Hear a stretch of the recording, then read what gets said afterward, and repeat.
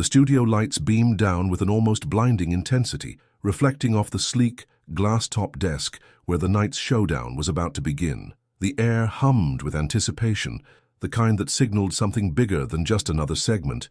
This was going to be a battle. The network's primetime political talk show, The Evening Pulse, had built its reputation on controversy, and tonight promised to be no different. At the center of it all sat Graham Walters, the network's veteran political commentator, a man who had mastered the art of media combat. His method was well known: interrupt, reframe, dominate. He thrived on making his guests squirm, especially those who didn't align with his progressive worldview. On the other side of the desk sat Caroline Leavitt, her posture steady, her expression composed. The former White House assistant press secretary and rising political commentator had faced hostile media before.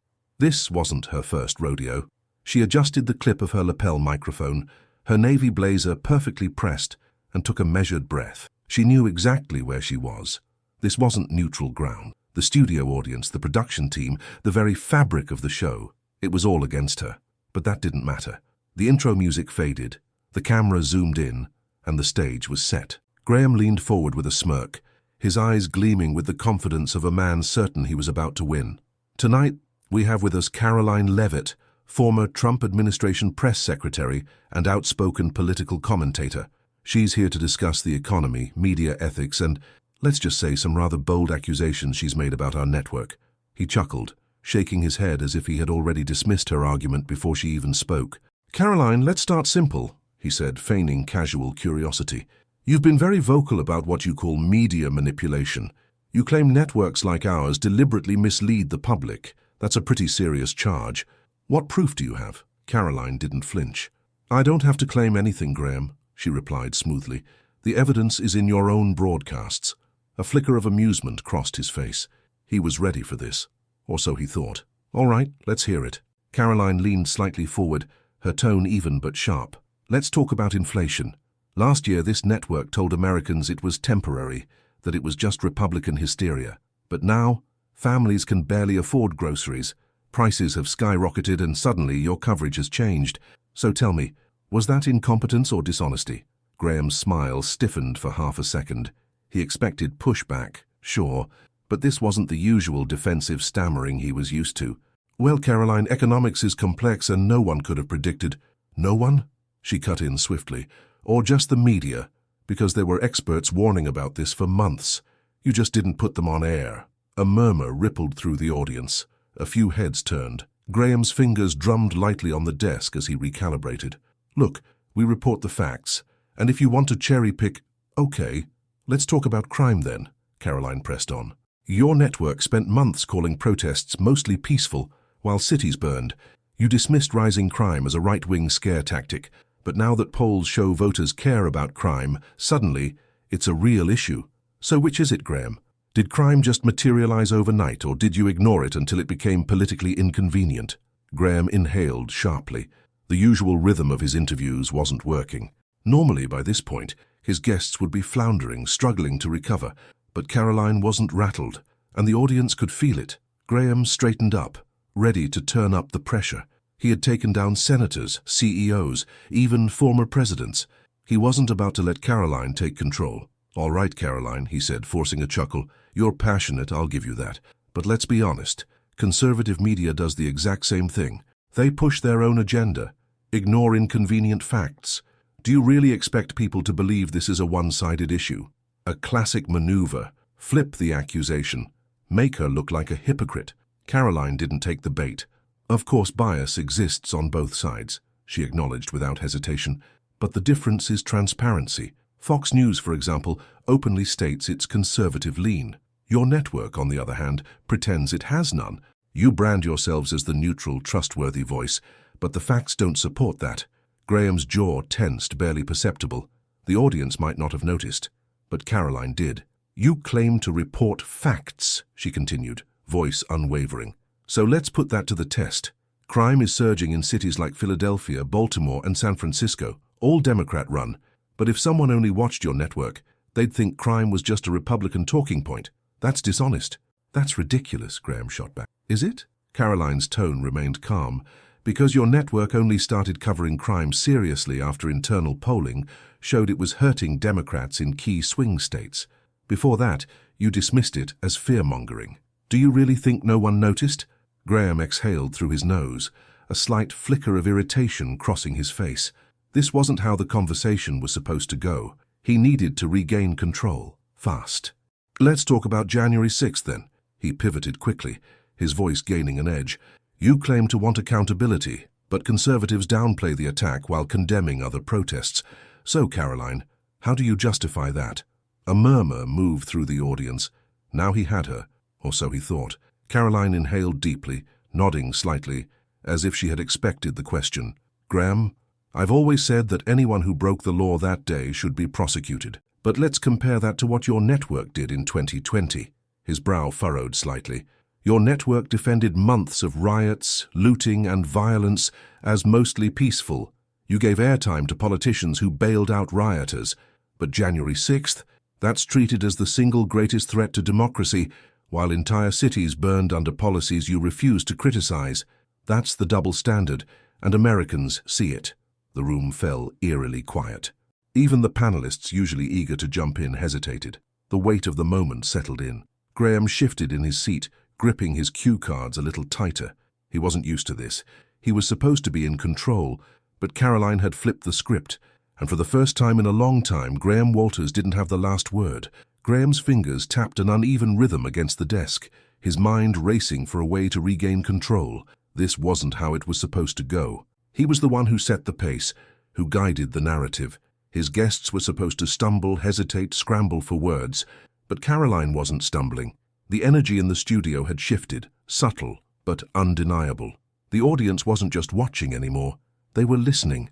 The producers, usually relaxed behind the cameras, were now rigid, their eyes flicking between monitors and control panels. This wasn't just another segment. This was a problem.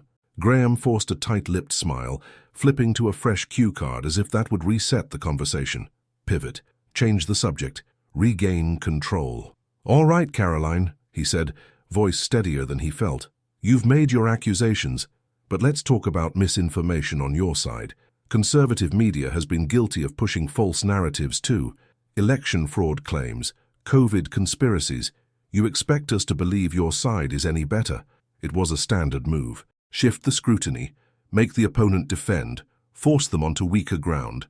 But Caroline was already shaking her head. That's an interesting choice of words, Graham, she said smoothly. You want to talk about misinformation? Let's do that. Her voice carried a quiet authority, a confidence that made even the studio audience lean in. For months, your network told Americans that if they got the COVID vaccine, they wouldn't get infected, period. You mocked anyone who questioned it, called them conspiracy theorists. And now, 2 years later, the same health officials you praised are admitting that wasn't true. Graham's lips pressed together. That was based on the best available data at the time, he countered. Caroline tilted her head. Was it? Because plenty of scientists, including some from the very institutions your network trusts, raised concerns early on. But instead of allowing debate, your network silenced them, labeled them dangerous, got them banned from social media. The murmur in the audience grew. Even some of the panelists exchanged wary glances. Graham exhaled slowly, gripping the edge of his cue cards. All right, you want to talk about accountability. Let's talk about political violence, he shot back. You conservatives act like it's only one side at fault, but let's not forget, Trump told his supporters to fight like hell on January 6th, and they listened. People got hurt. How do you defend that? A classic play, bring up Trump, make her answer for him, force her into a defensive stance. But Caroline didn't flinch. First of all, Graham, I don't defend violence ever, but since you brought up rhetoric, let's be consistent. She turned slightly toward the audience, her gaze steady. When Senator Chuck Schumer stood on the steps of the Supreme Court and told justices they would pay the price if they ruled a certain way, and then a man showed up outside Brett Kavanaugh's house with a gun, where was your network's outrage? A visible shift in the room. Some in the audience stiffened. Graham's jaw tensed. Caroline didn't stop.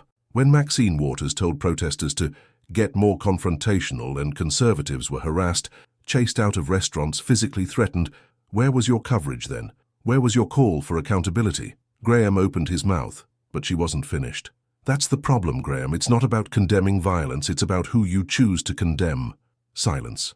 One of the younger panelists, desperate to break the tension, cleared his throat. Well, Caroline, that's a lot, but let's be real. No media outlet is perfect. You're acting like conservative media is completely innocent. A lifeline for Graham. A way out. Caroline turned to the panelist, her expression unchanged. That's not what I'm saying. I'm saying that when conservative media gets it wrong, your network holds them accountable.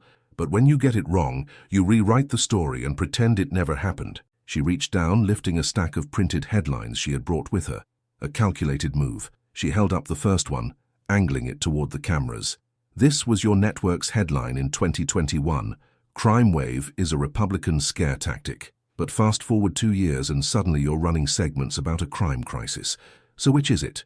Was crime a scare tactic, or is it a real issue now that voter sentiment has shifted? She didn't wait for an answer. She lifted another sheet. Here's another one. Inflation fears are overblown, economy is strong. You ran this in early 2022, while Americans were already struggling to afford basic necessities. By the end of the year, you admitted inflation was a crisis. So what changed? The economy? Or your willingness to admit the truth? Graham clenched his jaw. His grip on the cue cards tightened. Caroline pulled out the final sheet, the one that would land the hardest blow. And this one, she said, her voice steady. Hunter Biden laptop story is Russian disinformation. Your network ran that headline over and over. You mocked journalists who even questioned it. But now, even your own reporters admit the laptop was real. And you expect the American people to just forget that. A hush fell over the room. Graham's face darkened. The panelists were silent. The audience? Watching. Absorbing. Caroline set the papers down. So tell me, Graham, where's the accountability? A flicker of something crossed his face. Frustration. Embarrassment. His eyes darted toward his producers, as if searching for an escape route. Nothing came. His lips parted slightly, as if he were about to say something, some well-rehearsed dismissal, some clever deflection. But nothing came, because there was nothing he could say. For the first time in his career, Graham Walters, the man who had humiliated countless conservative guests, was speechless, and in that moment, everyone watching knew it. The silence in the studio was thick, heavy, unforgiving. Graham Walters had built his career on controlling conversations, dictating the pace, turning his guests into stumbling messes of contradictions and defensive backpedaling. But tonight, he had nothing. Caroline Leavitt didn't gloat. She didn't smirk. She simply waited, the weight of her final question lingering in the air. So tell me, Graham, where's the accountability? The cameras captured everything. The tightening of his jaw, the flicker of irritation in his eyes, the near imperceptible shift in his posture as he fought to suppress the discomfort creeping up his spine. For the first time in years, Graham Walters was the one on the defensive, and everyone watching could feel it. A producer's voice crackled in his earpiece. Cut to break. He ignored it. Cutting away now would be an admission of defeat. He needed to recover, to reassert dominance, to win. But how? His grip on his cue cards tightened, then loosened. He exhaled sharply, forcing a chuckle, shaking his head, as if the moment wasn't slipping through his fingers. All right, Caroline, he finally said, his voice laced with forced amusement. You're good. I'll give you that. But let's not pretend conservative media isn't guilty of the same thing. A weak pivot. Caroline's expression didn't change. I never said they weren't, she replied evenly. But here's the difference. Fox News doesn't pretend to be unbiased. Your network does. Another shift in the audience. Small, but noticeable. She had cut straight to the heart of the issue. Graham inhaled through his nose, pushing forward. Come on, Caroline, he said, voice sharp but composed. You act like you're some outsider fighting against the system. But let's be real. You're part of the machine too. You push talking points just like everyone else. An attempt to discredit her, to reduce her argument to partisanship. But Caroline didn't take the bait. The difference, Graham, is that I don't pretend to be something I'm not, she shot back. I don't sit here claiming to be neutral while pushing an agenda. That's what you do. That's what this network does. Graham scoffed, shaking his head. You keep talking about facts, but all I hear are opinions. Caroline reached for another paper. Is this an opinion? She asked, holding up a printed headline from his own network. The cameras zoomed in. Crime wave is a GOP scare tactic. She dropped the paper on the desk. Then, 2 years later, crime crisis gripping American cities. She grabbed another sheet. Inflation fears overblown. Then, Americans struggling as inflation soars. Another, Hunter Biden laptop is Russian disinformation.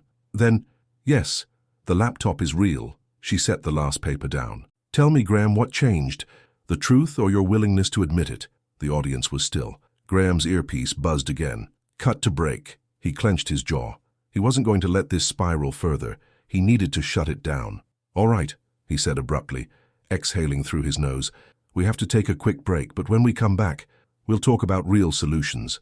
Real solutions? Caroline interrupted. Graham, you don't want solutions. You want control. You want to control the conversation, control what people think, control which narratives they're allowed to believe. Graham's patience snapped. That's ridiculous, he said, his voice sharper now. Caroline didn't flinch. Is it? Because the moment someone challenges you, the moment someone forces you to face the double standard, you cut to commercial. A murmur rippled through the audience. She leaned forward slightly, just enough to make it clear. She wasn't afraid of him. If you really believed in accountability, you wouldn't need a commercial break to figure out how to answer a simple question. Graham's eyes flickered toward his producers. He had lost control, and the whole world was watching. Cut to commercial. The second the screen faded to black, the control room exploded into chaos. Producers shouted over each other, scrambling for a strategy. The show's director ran a hand through his hair, muttering expletives as he watched the live analytics spike. Viewers weren't tuning out during the break. They were increasing. This wasn't just another segment, this was a moment, and the network was losing it. Graham yanked his earpiece out, exhaling sharply. What the hell was that? He muttered under his breath, eyes darting toward his team. A frantic junior producer rushed to his side, tablet in hand. Social media is already on fire, she said, scrolling through live reactions. Clips are spreading. The headline takedown. It's going viral. Graham's jaw tightened. This wasn't supposed to happen. Caroline sat calmly across the desk, untouched by the chaos unfolding around her. She wasn't rattled. She wasn't scrambling for damage control, because she didn't need to. Graham clenched his fists. He had to shut this down. A senior producer stormed over, headset still on. We're cutting the next segment short, he said. We need to steer this into safer waters. Graham nodded. No more back and forth. No more giving her control. When they came back, it wouldn't be a debate. It would be a shutdown. 30 seconds, a voice called from behind the cameras. Graham inhaled, forcing his irritation beneath a thin veneer of composure. This was his show, and he was about to remind everyone of that. And we're back. The camera zoomed in on Graham, his expression now carefully controlled. Before the break, we had a spirited discussion with our guest, Caroline Leavitt, about media accountability. He flashed the practiced grin that had disarmed so many before her. But let's be honest, this isn't just about media bias. It's about politics, it's about power, and it's about how narratives are used by both sides to manipulate the public. A carefully placed statement. Not an admission of guilt, but an attempt to dilute the damage. He turned to Caroline, already moving to his next play. You talk a lot about accountability, he said, but let's talk about your side. Conservative media has its own history of pushing falsehoods. The election fraud claims, for example. Do you acknowledge that misinformation played a role in January 6th? It was a strategic shift. Move the topic away from his network's failures, force her to defend Trump, make her answer for someone else's actions. A classic misdirection. But Caroline saw it coming. She tilted her head slightly, her expression unreadable. I think misinformation is dangerous, no matter where it comes from. A carefully placed pause. Which is why it's funny that you suddenly care about it now. Graham's smile twitched. Oh, come on, Caroline, he said, shaking his head. You're dodging the question. No, Graham, she countered. I'm pointing out the hypocrisy. Another shift in the audience. Caroline continued, her voice steady. When Trump supporters believed false claims about the election, you called it an attack on democracy. But when Democrats falsely claimed Russia rigged the 2016 election, your network gave them airtime for years. Graham exhaled through his nose. That's not the same, and you know it. It's exactly the same. Another murmur rippled through the crowd. Graham's fingers drummed against the desk. He needed to wrap this up, fast. All right, Caroline, he said, voice sharpening. You've had your say, but at the end of the day, networks like ours are held to journalistic standards. Conservative media, not so much. A final, desperate attempt to pull rank. Caroline smiled. If that were true, Graham, you wouldn't be losing this argument. For the first time, the audience reacted, a smattering of laughter, a ripple of quiet agreement. Graham's expression darkened, his earpiece crackled. "Wrap it up," he exhaled, forcing a strained chuckle. "All right," he said, shifting his tone to something more controlled. "Caroline, thanks for joining us tonight." Caroline nodded. "Thanks for having me." She didn't say more, she didn't need to, because she had already won. The screen faded to black, and behind the cameras, Graham Walters sat in silence, watching, listening, realizing, maybe for the first time, that the control he once had over the narrative was slipping through his fingers. The second the cameras shut off, the studio erupted. Producers barked orders, crew members scrambled, and Graham Walters sat stiffly in his chair, his jaw tight, his hands still gripping the cue cards like they were the last threads of control he had left. He had been humiliated, on his own show, and worse, he knew it wasn't just a bad segment, it was a viral moment, the kind that couldn't be buried, no matter how much damage control the network tried to do. Caroline, on the other hand, was calm, composed. She unclipped her microphone, handed it to a stage assistant and stood adjusting the cuff of her blazer. One of the younger staffers, a junior producer, no older than 25, approached her, eyes wide with something between awe and disbelief. "That was, wow," he stammered. "They're definitely not inviting you back after this." Caroline smirked. "They were never planning to." Graham ripped off his earpiece, standing so fast that his chair nearly tipped over. His face was tight with frustration as he turned to his producers. "What the hell happened?" he snapped. The senior producer, a man who had been with the network for over a decade, pinched the bridge of his nose. "We lost control of the interview. She came prepared." "No kidding," Graham muttered, running a hand through his hair. "Why the hell didn't we cut to break sooner?" The producer's face darkened. "Because we were trending. We still are." Graham's stomach twisted. His assistant rushed over, holding up her phone. "You need to see this." She handed it to him, and as soon as his eyes hit the screen, his blood ran cold. Twitter, Facebook, YouTube, clips of the segment were everywhere. Trending number 1, Caroline exposes. The media. Trending, genre 2, Graham silenced. The captions were brutal. Caroline Leavitt just did what no one else has, called out media bias in real time, and they had no answer. Graham Walters, the man who always has a comeback, left speechless. Incredible. Not a single media outlet will be able to spin this, the receipts don't lie. The views were climbing fast. A short 90-second clip of Caroline holding up the printed headlines had already hit 1.2 million views in under 20 minutes. Conservative media was eating it up.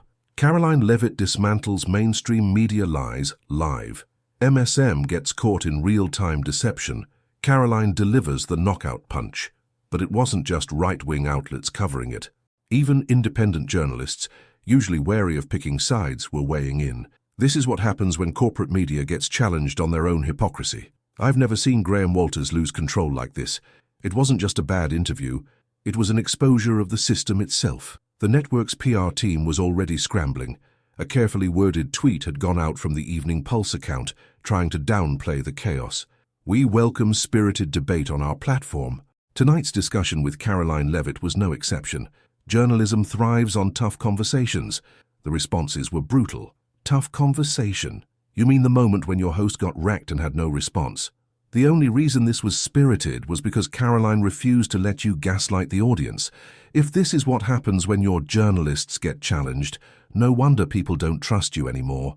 Graham clenched his jaw so tight it ached. This wasn't going away. Caroline was still trending, still being talked about, and there was nothing they could do to stop it. "How bad is it?" he asked, already dreading the answer. The junior producer hesitated. "It's bad." She refreshed the Twitter page.